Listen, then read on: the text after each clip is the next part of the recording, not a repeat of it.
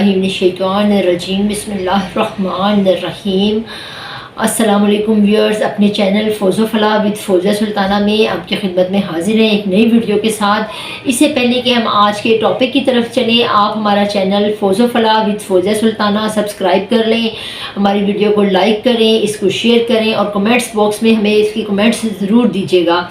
जैसा कि रमज़ान मुबारक का महीना है और रमज़ान मुबारक के महीने में हम बहुत ज़्यादा नेकी के काम करते हैं, नेकी समेटते हैं और उसमें हमने ये भी देखना है कि बाज़ औक़ात ऐसा होता है कि हमारी आपस की कुछ रिश्तेदार या कुछ अज़ीज़ व क़रीब हमसे खुदा न खास्ता किसी न किसी बात की कोई नाराज़गी चल रही है, बाज़ औक़ात किसी की चटकलिश चल रही है। पहले ज़माने में ये होता था कि अगर खुदा न खास्ता किसी की दो फरीक़ैन के दरमियान कोई नाराज़गी चटकलिश है या कोई ऐसी वैसी बात है तो ईद के ये मीठी ईद भी जिसको कहा जाता है, ईद उल फितर के मौका पर उनकी आपस में सुलह हो जाती थी। लेकिन अब जैसे जैसे ज़माना चेंज हुआ और हमारे ट्रेंड्स बदले और हमारा सब कुछ बदल गया, तो ये है कि हमारे नई एडवांसमेंट आ गई, मीडिया का दौर आ गया, प्रिंट मीडिया आया, फिर इलेक्ट्रॉनिक मीडिया आया और फिर अब बिल्कुल ही सोशल मीडिया का दौर आ गया है। तो इसमें ये सारी रिवायात और हमारी जो पुरानी इक़दार है, जो हमारी वैल्यूज़ हैं, जो हमारी सोशल बाउंडिंग्स हैं, वो बिल्कुल टूटती जा रही हैं और हमारे जो फैमिली सिस्टम है वो हमारा टूट रहा है। लेकिन आज हमें ये देखना है कि हमने अपने फैमिली सिस्टम को कैसे जोड़ना है। आज हमारी वीडियो का टॉपिक ही यही है कि हमने इस्लाम की रोशनी में देखना है कि हमने अपने फैमिली सिस्टम को, अपनी सोशल बाउंडिंग्स को, सोशल टाइज को हमने अपने किस तरह मजबूत रखना है और उसे किस तरह जोड़े रखना है। कि यूरोप में जो फैमिली सिस्टम तबाह हाल हो गया है और बिल्कुल वहाँ का जो एक कल्चर है और जो वहाँ की उन्होंने इस्लामिक वैल्यूज़ को नहीं अपनाया, तो उनका सिस्टम देख लें, वहाँ किस तरह उनकी वो जो टाइज है वो टूट रही है, बुरी तरह से ब्रेकअप हो रही है। और हमने आज अपनी उन टाइज को, अपने उस फैमिली सिस्टम को किस तरह से जोड़ के रखना है और नतीजे में क्या होगा। नतीजतन ये हुआ, एक तो हमारी लाइफ जो है वो खुशहाल होगी, एक खुशियों से भर जाएगी, क्योंकि हमारे बहुत से ब्लड रिलेशंस ऐसे होते हैं जिनके साथ हम मिलना चाहते हैं, हम दिल से उनसे खफा नहीं होते, लेकिन हमारी बस एक अना आड़े आ रही होती है या हमारे कुछ इस किस्म के मामलात होते हैं कि हम कहते हैं उसने ऐसा किया तो मैंने ऐसा किया, उसने फला मौके पे ऐसा किया और हम दिल से चाहते हैं कि हमारी आपस में सुलह हो जाए। तो हमने इस रमज़ान मुबारक में ये अहद करना है कि हमारे वो तमाम रिश्तेदार जो हमसे खुदा ना खास्ता किसी बात से नाराज़ हैं या आपस में कोई तफरका पड़ गया है या आपस में कोई तफरीक पैदा हो गई है, हमने उनको किस तरह मनाना है अल्लाह की रज़ा के लिए, हमने किस तरह से उनको राज़ी करना है। और हमने अपने इस पुराने ट्रेंड को जो हमारे आबाओ अजदाद से चला आ रहा था कि मीठी ईद पे सुलह हो जाती है, ईद उल फितर पे सुलह हो जाती है और दोनों फरीकैन एक दूसरे को गले लगा लेते हैं, हमने इसको दोबारा ज़िंदा करना है, हमने इसको आगे लेकर चलना है और हमने अपने दिलों से रंजिशें और चपकलिशें ख़त्म करनी है। जैसा कि एक हदीस मुबारक मुझे याद आ रही है, हज़रत अबू हुरैरा रज़ी अल्लाह ताला अन्हो से रिवायत है कि नबी सल्लल्लाहु अलैहि वसल्लम ने फरमाया कि अल्लाह ताला उस शख्स के साथ आसान हिसाब लेगा। तो पूछा गया किन लोगों के साथ आसान हिसाब लेगा, तो नबी सल्लल्लाहु अलैहि वसल्लम ने फरमाया कि जो तुम पर जुल्म करे उसको तुम माफ़ कर दो, जो तुमसे महरूम करे उसको तुम अता करो, जो तुम्हें महरूम करे उसको अता कर, जो तुझ पर जुल्म करे उसको माफ़ कर और जो तुझसे ताल्लुक़ को तोड़े रिश्तेदारों में तू उससे ताल्लुक़ को जोड़। तो पूछा गया कि या रसूलल्लाह सल्लल्लाहु अलैहि वसल्लम, अगर हम इन तमाम बातों पे अमल करें तो इसका हमें क्या रिवार्ड मिलेगा। तो आप सल्लल्लाहु अलैहि वसल्लम ने फरमाया कि एक तो तुझे अल्लाह ताला आसान हिसाब लेगा और फिर तुझे जन्नत में दाखिल कर देगा, नेमतों वाली जन्नत में दाखिल कर देगा। वो नेमतें, वो जन्नत की वो नेमतें जो तूने दुनिया में कभी नहीं देखी होंगी और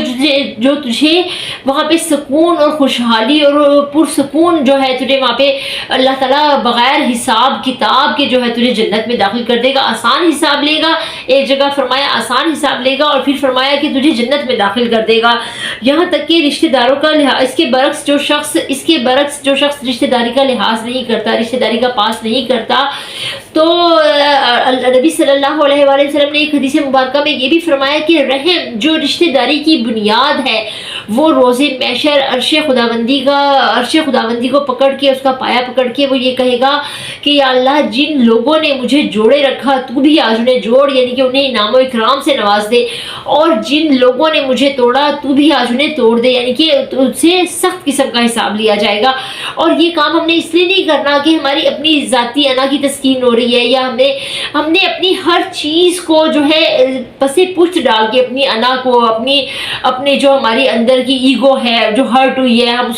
ہم نے صرف اللہ کی رضا کے لیے کام کرنا ہے، کہ ہم اللہ تعالیٰ کو راضی کرنے کے لیے، اللہ تعالیٰ کو خوش کرنے کے لیے کام کر رہے ہیں، کہ ہم اپنے روٹھے ہوئے رشتہ داروں کو منا رہے ہیں، ان سے گلے مل رہے ہیں، اور آپس کی چپکلش جو ہے وہ دور کر رہے ہیں، صرف اس لیے کہ اس بات سے میرا اللہ راضی ہوگا اور بدلے میں وہ مجھ سے آسان حساب لے گا، اور مجھے جنت النعیم اور جنت الفردوس میں جو ہے وہ اعلیٰ مقام جو ہے وہ عطا فرمائے گا، نعمتوں والی جنت عطا فرمائے گا۔ اور اللہ تعالیٰ مجھ سے بھی صلہ رحمی کا معاملہ فرمائے گا، جیسے کہ نبی صلی اللہ علیہ وآلہ وسلم کی ایک حدیث مبارکہ میں ہے کہ دنیا میں 2 گناہ ایسے ہیں جن کی سزا دنیا میں بھی ملتی ہے اور آخرت میں بھی ملتی ہے۔ وہ کون سے گناہ ہیں؟ ایک ظلم کرنا، اور دوسرا قطع رحمی کرنا، کہ رحم نہ کرنا، اپنے سے چھوٹوں پہ شفقت نہ کرنا، اپنے سے بڑوں کے ساتھ ادب کا معاملہ نہ کرنا، اور پھر یہ ہے کہ رشتہ داری کو توڑنا کاٹنا۔ اللہ تعالیٰ نے اسے سخت برکت مہینے میں جہاں اور بہت سے نیکی کے کام کرنے ہیں، ہم سارا رمضان جو ہے میکسیمم جو نیکیاں سمیٹنے کی کوشش کرتے ہیں کہ اس کا اجر و ثواب ہمیں زیادہ ملے گا، اور یہاں تک کہ نفل کا ثواب جو ہے وہ فرض کے برابر کر دیا جاتا ہے، اور فرض کا 70 فرض کے برابر کر دیا جاتا ہے۔ تو اس میں ہمیں ایک نیکی میں یہ بھی اضافہ کرنا ہے کہ ہمارے جو رشتہ دار ہم سے خفا ہیں، ہم سے ناراض ہیں، صرف ہم اللہ کی رضا کے لیے ان کو منا رہے ہیں، ان سے گلے مل رہے ہیں، اور انہوں نے جو کچھ بھی کیا وہ ہم اللہ کی رضا کے لیے معاف کر رہے ہیں۔ حالانکہ معاف کرنا یا صبر کرنا یا ان کی تکالیف کو برداشت کرنا یہ بہت حوصلے کا کام ہے،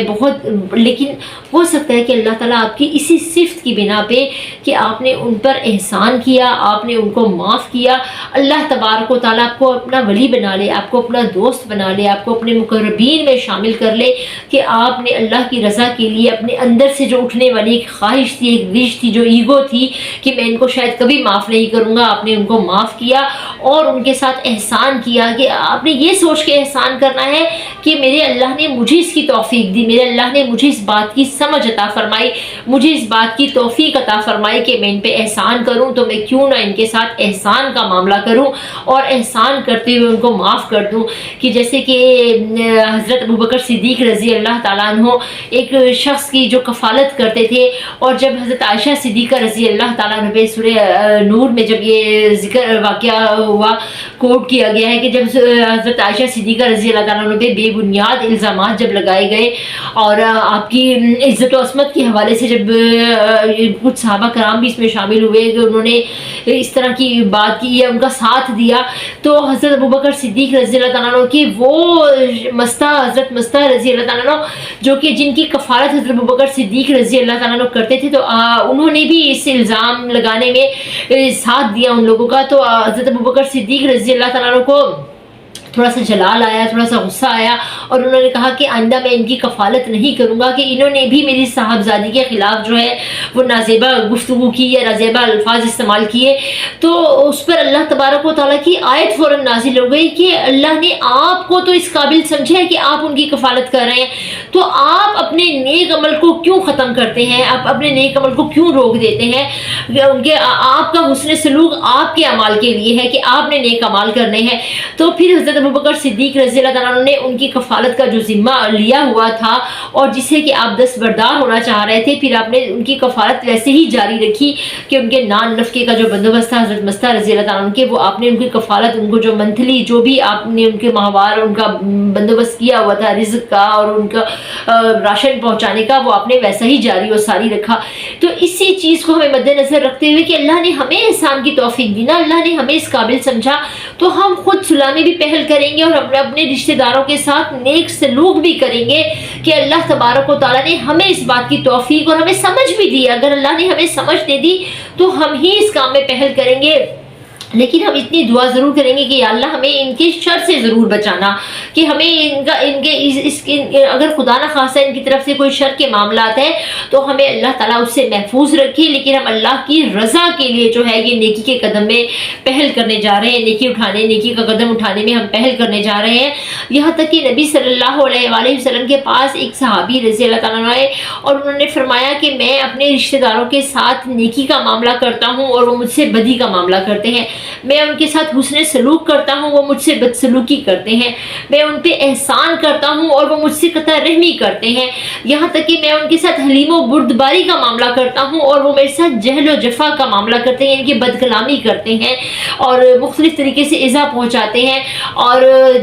جفا کا معاملہ کرتے ہیں، یعنی کہ وفا نہیں کرتے، جفا کرتے ہیں۔ تو نبی صلی اللہ علیہ وآلہ وسلم نے فرمایا کہ اگر تو اپنی بات میں سچا ہے اور اگر واقعی تیرے رشتہ دار تیرے ساتھ اس قسم کا سلوک کر رہے ہیں اور تو ان کے ساتھ ہمیشہ مثبت سلوک کیے جا رہا ہے، مفہوم اس حدیث کے مفہوم کے حوالے سے بتا رہی ہوں کہ اگر تو ان کے ساتھ اچھا سلوک کر رہا ہے اور وہ پھر بھی بد سلوکی کر رہے ہیں اور تو اپنی بات میں سچا ہے، تو تیرے وہ رشتہ دار اپنے اوپر جلتی ہوئی راکھ ڈال رہے ہیں، اپنے منہ پر، اپنے چہرے پر جلتی ہوئی راکھ ڈال رہے ہیں، اور تیرے ساتھ ایک فرشتہ اللہ تعالیٰ نے مقرر کر دیا جو تیرے لیے دعا کرتا رہے گا، تیرے لیے صلہ رحمی کی، تیرے لیے اللہ تعالیٰ سے رحم کی اپیل کرتا رہے گا، اور یہ فرشتہ تیرے ساتھ قیامت تک رہے گا۔ اور یہ فرشتہ اور اللہ تعالیٰ نے فرمایا کہ یہ فرشتہ تیرے ساتھ تیرے لیے رحمت کی دعا کرتا رہے گا، اللہ کی رحمتوں کی، اور جو ہمیشہ تو اپنے رشتہ داروں پہ غالب رہے گا۔ اس کا نتیجہ کیا نبی صلی اللہ علیہ وآلہ وسلم نے بتایا کہ جب اگر ایک رشتہ دار آپ کے ساتھ برا سلوک کر رہا ہے پھر بھی آپ اللہ کے احکامات کو، نبی صلی اللہ علیہ وآلہ وسلم کی اس بات کو مد نظر رکھتے ہوئے اسے معاف کر رہے ہیں، اس کے ساتھ درگزر کا معاملہ کر رہے ہیں، اور اس کی بد کلامی کو، اس کی بد تہذیبی کو، اس کے ظلم و ستم کو بھی صرف اللہ کی رضا کے لیے برداشت کر رہے ہیں، تو نبی صلی اللہ علیہ وآلہ وسلم نے فرمایا اس کا نتیجہ یہ ہے کہ اللہ تعالیٰ ایک تو وہ خود اپنے ساتھ غلط کر رہے ہیں، جو کر رہے ہیں وہ اپنے منہ پر جلتی ہوئی راکھ ڈال رہے ہیں، اور دوسرا یہ کہ اللہ تعالیٰ نے تیرے ساتھ ایک فرشتہ مقرر کر دیا جو کہ تیرے لیے رحمت کی دعا کرے گا، اور تو تا زندگی اپنے ان رشتہ داروں پہ غالب رہے گا، یعنی کہ اپنے مال و دولت کے لحاظ سے، اپنی برتری کے لحاظ سے، مرتبے کے لحاظ سے اللہ تعالیٰ تیرے ان رشتہ داروں پہ جو تیرے ساتھ بدسلوکی کر رہے ہیں تجھ کو غلبہ عطا فرمائے گا۔ اس کا کتنا بڑا نتیجہ ہے، اگر ہم سوچیں اس کا ریوارڈ کتنا بڑا ہے، اس کا رزلٹ کتنا بڑا ہے، کہ اللہ تبارک و تعالیٰ نے ہمارے لیے کتنا بڑا رزلٹ لکھ دیا ہے اس کے لیے کہ ایک فرشتہ مقرر کر دیا جو ہمارے لیے مستقل دعا کرے گا جب تک وہ ہمارے ساتھ بدسلوکی کریں گے اور ہم ان کے ساتھ حسن سلوک سے پیش آئیں گے، اور اگر حسن سلوک بھی نہیں کر سکتے تو کم از کم خاموشی اختیار کریں گے ان کی بدسلوکی پہ، تو پھر اللہ تعالیٰ ہمارے لیے ایک فرشتہ جو ہمارے حق میں مسلسل دعا کرے گا، اور پھر دوسرا نتیجہ کیا کہ اللہ تعالیٰ ہمیشہ ہمیں اپنے ان رشتہ داروں پہ غلبہ ہی عطا فرمائے گا، ہم کبھی ان کے انڈر نہیں آ سکیں گے، ہمارا ان پہ غلبہ ہی رہے گا، مال و دولت کے لحاظ سے، عزت کے لحاظ سے، وقار کے لحاظ سے، برتری کے لحاظ سے، اللہ تعالیٰ علم کے لحاظ سے، نفع کے لحاظ سے، ہمیں اللہ تقوی کے لحاظ سے ان پہ فوقیت ہی عطا فرمائے گا۔ اس کا اتنا بڑا نتیجہ ہمیں جو ہے وہ دیکھنے کو ملے گا، یہ حدیث مبارکہ کی روح سے، جس کی ایک بات حرف آخر اور حرف سچ ہے۔ ایک اور حدیث مبارکہ میں اسی طرح سے آتا ہے کہ نبی صلی اللہ علیہ وآلہ وسلم نے ارشاد فرمایا کہ جس نے اپنے رشتہ داروں سے محض اس لیے میل جول جو ہے وہ ترک کیا کہ وہ خدا نخواستہ غریب ہیں، وہ حقیر ہیں، تو اللہ تعالیٰ قیامت کے دن وہ شخص اللہ تعالیٰ کی رحمت سے محروم رہے گا۔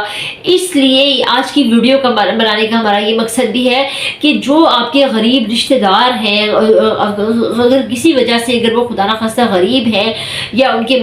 پاس مال و دولت اس طرح سے نہیں ہے، تو آپ کا یہ فرض ہے کہ آپ اپنی زکوٰۃ میں سے پہلا حصہ اپنے ان رشتہ داروں کو دیں جو غریب ہیں، اور ان سے میل جول ترک نہ کریں۔ یہ ہمارا جو ایک اسٹیٹس سمبل بن کے رہ گیا ہے کہ ہم نے صرف اپنی کلاس کے لوگوں سے ملنا ہے، اور اپنی کلاس کے لوگ بے شک وہ اجنبی ہیں اور ہم نے اپنی کلاس کے لوگوں سے ملنا ہے، اور اگر ہمارے کوئی رشتہ دار غریب ہیں، کوئی اس قسم کے رشتہ دار ہیں جو کہ مال و دولت میں یا برتری میں، فوقیت میں ہمارے لیول کے نہیں ہیں، یا اسٹیٹس کے حساب سے ہمارے لیول کے نہیں ہیں، ہم ان سے ملنا جلنا ترک کر دیتے ہیں۔ ہمیں اس بات پہ ان سے ملنا جلنا ترک نہیں کرنا ہے، ہمیں اس بات پہ ان سے ملنا ہے اگر وہ اسلام کی جو روح ہے اس کے منافی کوئی کام نہیں کرتے، وہ نماز روزے کی پابندی کرتے ہیں، وہ ایک نیک انسان ہے، وہ ایک اچھے انسان ہیں تو ہم نے اللہ کی رضا کے لیے ان سے ملنا بھی ہے اور ان کی جہاں تک ممکن ہو ان کی مدد بھی کرنی ہے، ورنہ وہ انسان اللہ کی رحمت سے محروم ہو جائے گا۔ وہ انسان حدیث مبارکہ کی روح سے کہ وہ انسان قیامت کے دن اللہ تعالیٰ کی رحمت سے محروم ہو جائے گا، محروم رہے گا، جو صرف اپنے رشتہ داروں سے اس بات سے قطع تعلق کر لیتا ہے کہ وہ خدا نخواستہ غریب ہیں یا ان کے لیول کے نہیں ہے، ان کے اسٹیٹس کے نہیں ہے۔ خدا کے لیے جو ہم نے اسٹیٹس سمبل آج بنائے ہوئے ہیں، ہم نے اپنے سوشل اسٹیٹس کا جو سمبل بنایا ہوا ہے، اللہ کے لیے اس چیز کو ختم کریں اور اللہ کی رضا کے لیے ہر اس انسان سے ملے جس سے کہ اللہ کی رضا کے لیے ملنا ہے، جس سے کہ اللہ کے مقصد کے لیے ملنا ہے اور جسے اللہ کی خوشنودی کے لیے ملنا ہے آپ نے، اور ہر اس رشتہ دار سے ملیں اور ان کی ہیلپ جہاں تک مدد ہو ممکن ان کی مدد بھی کریں۔ اللہ تعالیٰ ہماری آج کی اس ویڈیو کو اللہ تعالیٰ قبول بھی فرمائے کہ ہم نے اس نیک نیتی کے ساتھ ویڈیو بنائی کہ ہم اللہ تعالیٰ کے احکامات جو ہیں وہ میکسیمم لوگوں تک پہنچائیں گے، زیادہ سے زیادہ لوگوں تک پہنچائیں گے۔ اور اگر اس دوران آپ کا کوئی رشتہ دار آپ سے ناراض ہے، آپ کی کوئی ان کی درمیان آپس میں چپکلش چل رہی ہے، تو اللہ کی خوشنودی کے لیے اس ماہ رمضان کی مبارک مہینے کی جو برکات کو سمیٹتے ہوئے اس رشتہ دار سے جا کر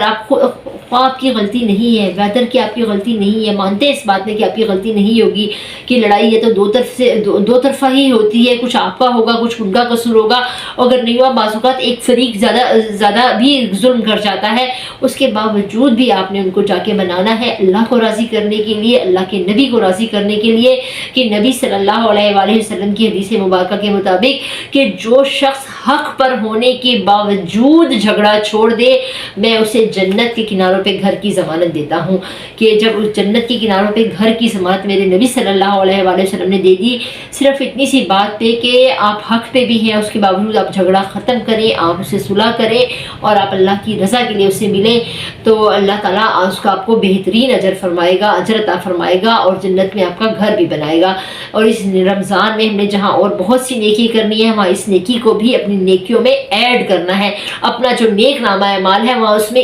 اس بڑی نیکی کو بھی ایڈ کرنا ہے۔ پھر آپ دیکھیے گا کہ آپ کے رکے ہوئے کام کس طرح حل ہوتے ہیں، آپ کے وہ کام جن کی بندشیں ہیں، جن کی رکاوٹیں ہیں، جو حل نہیں ہو پا رہے، کہیں کوئی صورت نظر نہیں آ رہی، آپ اللہ کی رضا کے لیے یہ نیکی کر کے دیکھیے، آپ دیکھیں آپ کے لیے غیب سے رستہ بنے گا، یہاں تک کہ آپ کے لیے بند گلی میں رستہ بنے گا، اللہ تعالیٰ وہاں سے بھی رستہ کھول دے گا اور آپ کے رکے ہوئے کام بھی حل ہوں گے۔ اس نیک نیتی کے ساتھ اس عمل کو ضرور کریے۔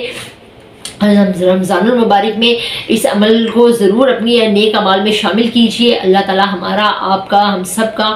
سننا سمجھنا، ہماری رمضان المبارک کی عبادات کو قبول و منظور فرمائے اور ہمیں اس نیک عمل کی توفیق بھی عطا فرمائے۔ اس دعا کے ساتھ